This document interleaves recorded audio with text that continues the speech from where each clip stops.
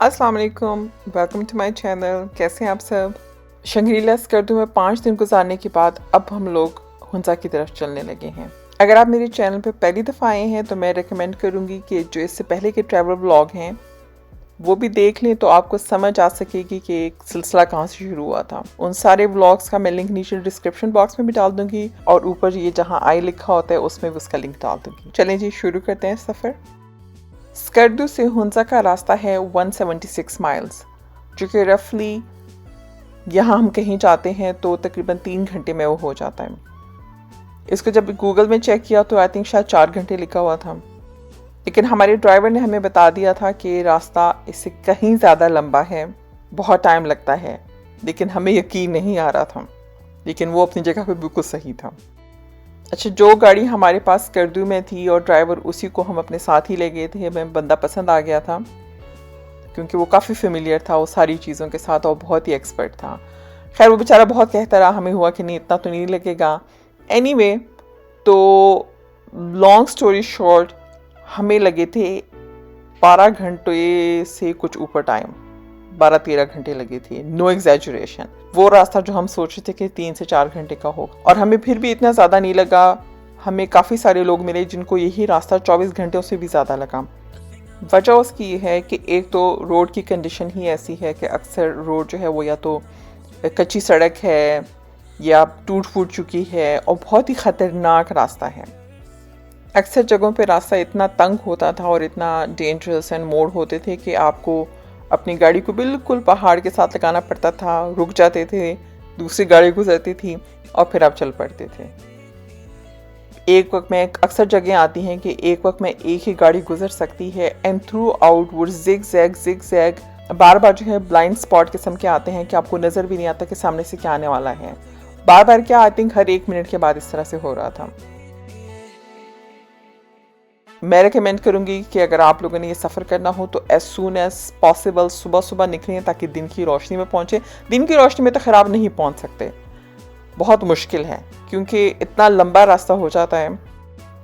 दूसरी वजह ये थी कि समर में यहाँ पे कंस्ट्रक्शन का काम हो रहा था, वो रोड बना रहे थे। और रोड बनाते कैसे हैं पहाड़ों में कि वो ब्लास्ट करते हैं, तो ब्लास्ट करने से पहले वो रोड को जो है बंद कर देते हैं।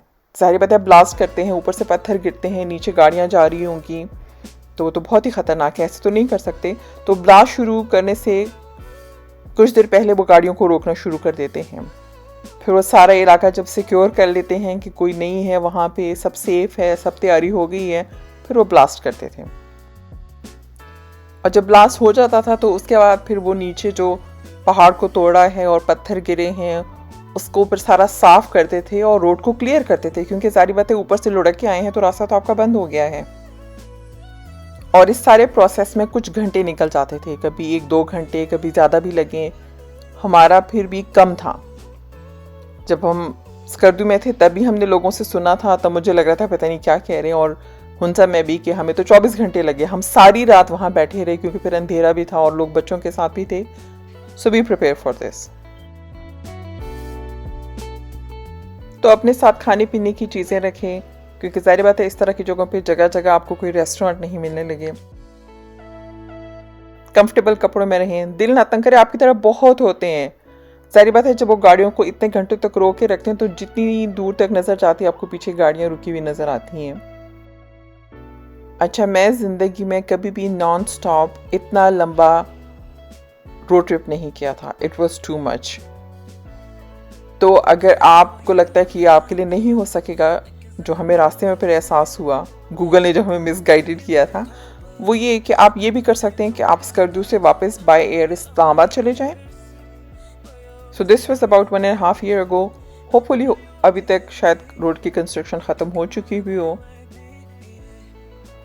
थ्रू आउट रास्ते में साथ साथ दरिया जा रहा था, पूरा स्कर्दू से शुरू था वो पानी और हुंजा तक गया था। आई थिंक इनिशियली वो इंडस रिवर है, फिर वो गिलगित रिवर बन जाता है और फिर हुंजा रिवर बन जाता है।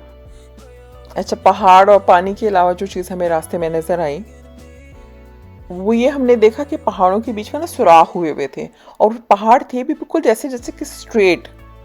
तो वो ये बता रहा था जो हमारा ड्राइवर था कि ये जो यहाँ प्रेशस स्टोन्स होते हैं, जो हुंसा और दूसरे ये जो पहाड़ी इलाके हैं वहाँ के काफ़ी मशहूर हैं, वो यहाँ पे ये माइनिंग करते हैं और उस पे सार ना उन पे रस्सियाँ सी लटकी हुई थी, वो बहुत ही ख़तरनाक थे।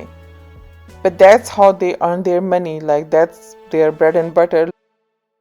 लेकिन इसको देख के मुझे अंदाज़ा हुआ कि और भी बहुत सी वजूहत हैं, लेकिन एक बड़ी वजह ये भी हो सकती है बीच में इनके महंगे होने की कि इनको कितनी मुश्किल से, कितना जान पे खेल के, और बल्कि वो कह रहा था कि बहुत ज़्यादा लोग होते हैं जो इसमें मर जाते हैं, गिर जाते हैं, मर जाते हैं। उनके महंगे होने की एक बड़ी वजह ये भी हो सकती होगी कि इसको निकालना जो है कितना मुश्किल काम है। आपको जान पे खेल के लिटरली निकालना पड़ते होंगे ये जो स्टोन्स हैं, जिसकी ना लोग ज्वेलरी बनाते हैं, पहनते हैं। 12-13 घंटे का सफ़र करके खुदा करके खैर खैरियत से हम लोग हुंजा पहुंच गए थे।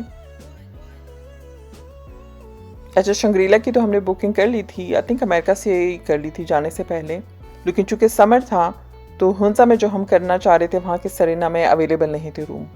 थ्रू आउट हम देखते रहे, नहीं थे। जब जाने लगे अब हम हुंजा, तो एक दिन पहले फिर हमें हुआ कि फिर कुछ और देख लेते हैं। फिर किसी ने रिकमेंड किया कि वहाँ पे है हुंजा दरबार होटल, तो उसमें करवाई। हमारे एक्सपीरियंस काफ़ी अच्छा रहा। वी वर ग्लैड कि हमें जो है सरीना में कमरा नहीं मिल सका, तो मैं तो रेकमेंड करती हूँ इसको। और ये उसी गली में है जिसमें सरीना है। हमारे कमरे से बहुत ही खूबसूरत व्यू था पहाड़ों का, ग्रीन पहाड़ भी थे, पहाड़ों पे बर्फ़ भी पड़ी हुई थी। और ऑफ कोर्स मैंने लोकल खाने को एंजॉय किया। ताज़ा चेरीज़ होते थे उनके ब्रेकफास्ट में। फिर ये आई थिंक मेरे लंच की पिक्चर्स हैं जिसमें डाउ डाउ जो कि सूप की तरह होते हैं, नूडल्स हैं, और अक्सर वहाँ की चीज़ें जो थी वो एप्रिकॉट ऑयल में बनती थी। और साथ में है chapshuro, I hope I am pronouncing this right. अगले दिन नाश्ता करके रेस्ट वेस्ट करके सबसे पहली जगह जो हम देखने गए वो था होपर ग्लेशियर।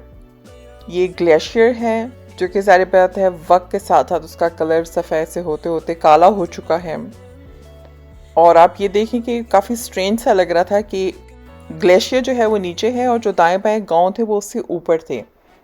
और वो लोग ये बता रहे थे कि ये तकरीबन डेली जो है 4 से 6 इंच कम से कम मूव करता है। और ये बहुत फैला हुआ था और बहुत बड़ी जगह है, लेकिन चूंकि हम हाइट से इसको देख रहे हैं तो इंसान को अंदाज़ा नहीं होता कि ये कितनी बड़ी चीज़ है। और इसके ऊपर चलना जो है वो रिकमेंडेड नहीं है, क्योंकि बीच बीच में जो है ना गैप हैं, खाइयाँ बनी हुई हैं, क्योंकि ग्लेशियर है और वो सरक रहे हैं, वो मूव कर रहे हैं, तो आप बीच में गिर भी सकते हैं। तो हमने तो सिर्फ वही ऊपर से ही देखा था। आई थिंक आज के लिए इतना ही काफ़ी है। वीडियो काफ़ी लंबी होने लगी है, बाकी जो है वो नेक्स्ट व्लॉग में इंशाल्लाह। अगर वीडियो पसंद आई है तो इसको थम्स अप ज़रूर करें, मुझे कमेंट करके ज़रूर अपना फीडबैक दीजिएगा। और अगर अभी तक आपने मेरे चैनल को सब्सक्राइब नहीं किया तो डू सब्सक्राइब। इंशाल्लाह आपसे नेक्स्ट व्लॉग में मुलाकात होगी। अल्लाह हाफिज़, टेक केयर।